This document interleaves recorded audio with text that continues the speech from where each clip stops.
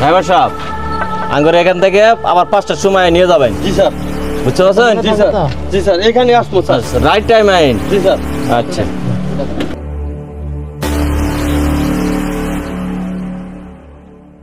আমরা এই রাস্তার সাইডে যাই পোশাক পাতি পাল্টাই স্টেশন আছে টিয়া পয়সা বেশি উঠবো এখান থেকে শুরু করবো।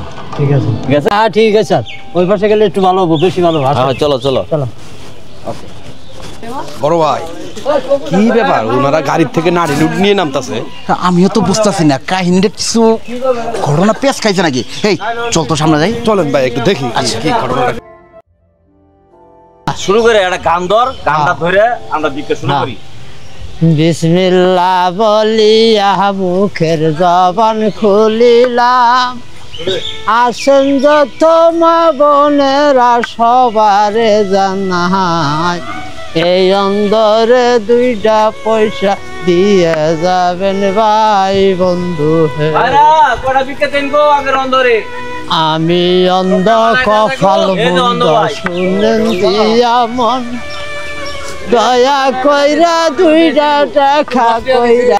একটু কথা কই ভাইরা, আমাদের অন্তরের 2টা বিক্রি দেন গো। আরে ভিক্ষে পরে নেন, পরে ভিক্ষা নেন ভাই। আপনার ঘটনাটা কি খুলে কনছে? আপনার ঘরে দেখলাম মাইকো তোনা নামলেন, নাইমে গুদুর গাদুর করে আবার কি ফইরের পোশাক পন দিলেন। আসলে ঘটনাটা কি আমরা খুলে কনছে? কাহিনীটা কি আপনার ঘরে? কাহিনীটা যে ভাই, আমি ঢাকা শহরে না 7 তলা ফাউন্ডেশন দিছি, আচ্ছা 6 তলা কমপ্লিট করছি এই বিক্রি কইরা। হ্যাঁ 1 তলা ভাই আছে।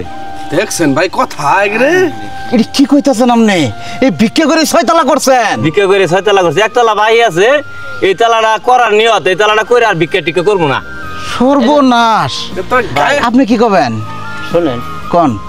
এবারের মতো মনে করুন ওই তালাটা কমপ্লিট করা হলে হ্যাঁ বিখ্যাত দূরের কথা এই এলাকা জীবন আর আমরা আইতাম না। আপনার এখন আর কোনোদিন আইবেন না। আমার কাছে তো মনে হইতেছে দেশের সব মানুষ আমি ভিক্ষা করা শুরু করবো। ভিক্ষা করে 6 তলা বিল্ডিং করে আর করব না, আর একটা তলা কমপ্লিট দিবার আছে। আমি পুনাইবার নাই, পুনাইবার না আছে উড়ি তো মনে করেন যে টিয়া পয়সা দেন, আমরা বিক্রি করে 6 তলা কমপ্লিট দিছি। তাহলে আর আপনাদের অভাব কিসের? 6 তলা করে লাইছেন, এই কথা শোনার পরে তো সবাই তো খালি ভিক্ষাই করবো আপনাদের। ওই যে আর একটা তলা কমপ্লিট করবার আছে। দেখছেন বড় ভাই কথা সর্বনাশ। ভিক্ষা করে 7 তলা ভাই চলেন আমরা ভিক্ষা করি গে।